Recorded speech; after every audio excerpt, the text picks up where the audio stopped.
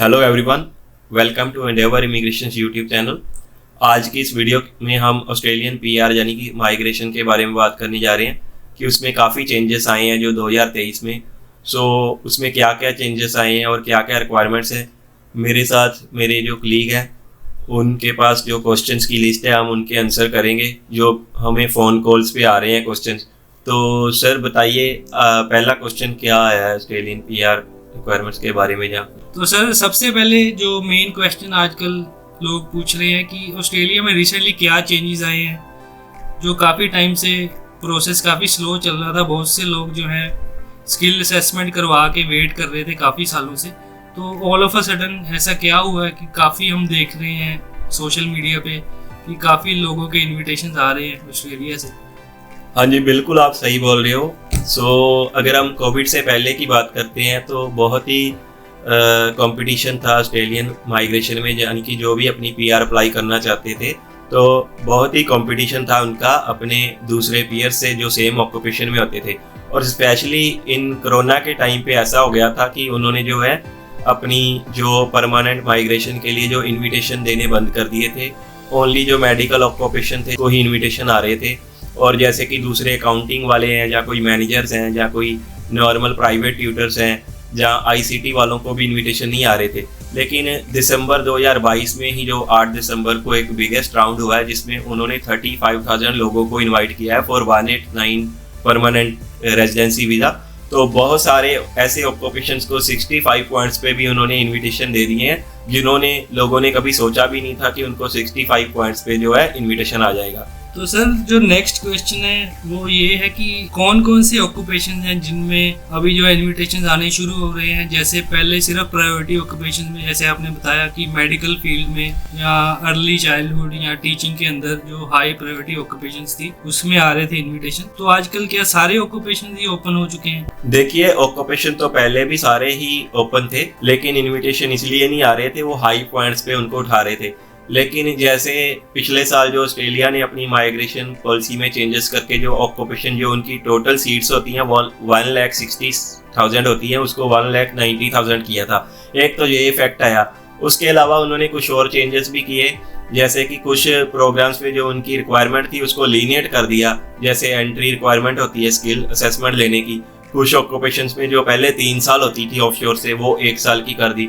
इसके अलावा काफ़ी ऑक्यूपेशन ऐसे थे जिनमें बहुत कंपटीशन था, जैसे कि आईसीटी ऑक्यूपेशंस हो गए, अकाउंटिंग ऑडिटर हो गए। ऑडिटर को पहले 90 पॉइंट्स पे भी इनविटेशन नहीं आ रहा था लेकिन लास्ट राउंड में उनको 65 पॉइंट्स पे इनविटेशन आ गया। अगर हम टीचर्स की बात करते हैं तो जो उसकी रिक्वायरमेंट है स्किल असेसमेंट देने की काफ़ी हार्ड है। जो स्कूल्स में अपनी टीचिंग कर रहे हैं, चाहे वो मिडिल स्कूल टीचर है, चाहे वो हाई स्कूल टीचर है, चाहे प्राइमरी स्कूल टीचर है, जैसे कि उनको सबसे पहले अपनी जो है स्किल असेसमेंट लेनी पड़ती है जिसमें उनको 2 में 7 चाहिए होते हैं आइल्स में और 2 में 8 चाहिए होते हैं। लेकिन अगर वो अपनी assessment as a private tutor ले लेते हैं तो उसको असेसमेंट लेने के लिए उनको कोई भी जो है इंग्लिश लैंग्वेज रिक्वायरमेंट्स की जरूरत नहीं होती। तो सर अगर कोई स्किल असेसमेंट लेना चाहता है और ऑस्ट्रेलिया माइग्रेट होना चाहता है तो मिनिमम जो लेंथ ऑफ एम्प्लॉयमेंट वो क्या होनी चाहिए, कैसे उनके जो है पॉइंट सिस्टम है ऑस्ट्रेलिया में तो वो कैसे मीट कर सकते हैं? ऑस्ट्रेलिया में इतना कंपटीशन है, ऑन शोर जो स्टूडेंट वहाँ पे पढ़ रहे हैं उनके पास रीजनल स्टडी के भी पॉइंट्स होते हैं, ऑस्ट्रेलियन स्टडी के पॉइंट्स होते हैं, कईयों के पास जॉब ऑफर होता है और बहुत सारे जो हैं यंग एज के हैं और उनका पार्टनर भी नहीं होता और जो है सिंगल होने की वजह से भी ऑस्ट्रेलिया जो है आपको पॉइंट्स अवार्ड करता है। तो जो है उनके साथ compete करना, ऑफशोर जो इंडिया से अप्लाई कर रहा है या किसी और कंट्री से अप्लाई कर रहा है वो उनके साथ कैसे compete कर सकता है, पॉइंट्स अपने कैसे मीट कर सकता है?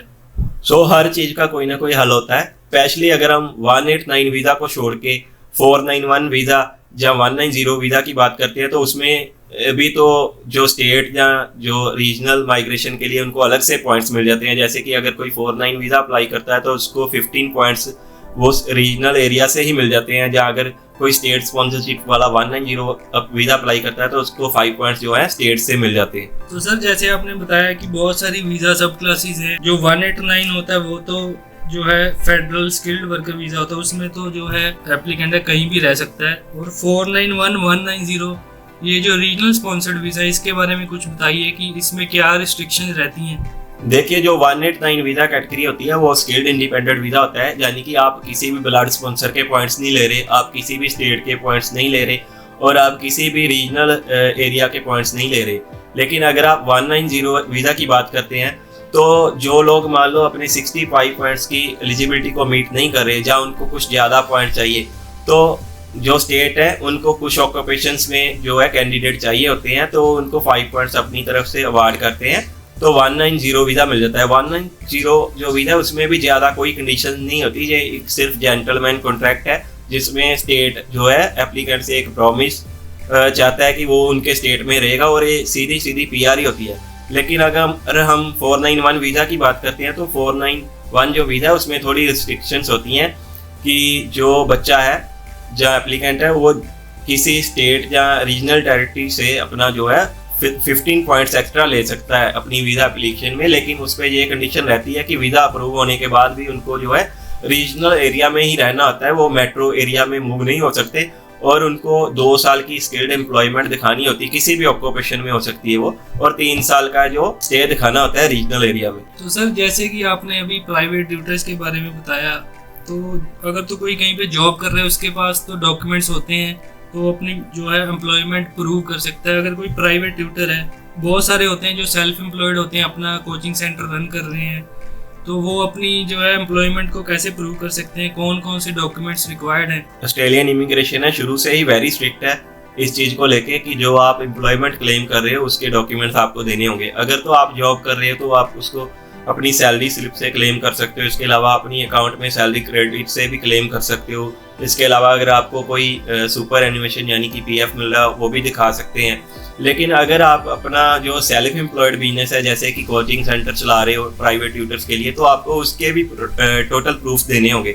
जैसे कि आपको 1 ईयर की एम्प्लॉयमेंट दिखानी होगी एज ए प्राइवेट ट्यूटर की, जो आपका कोचिंग सेंटर है पिछले 1 साल से रनिंग है, उसके लिए आप अपना कोई बिजनेस रजिस्ट्रेशन सर्टिफिकेट दिखा सकते हैं या कोई CA सर्टिफिकेट भी बना सकते हैं।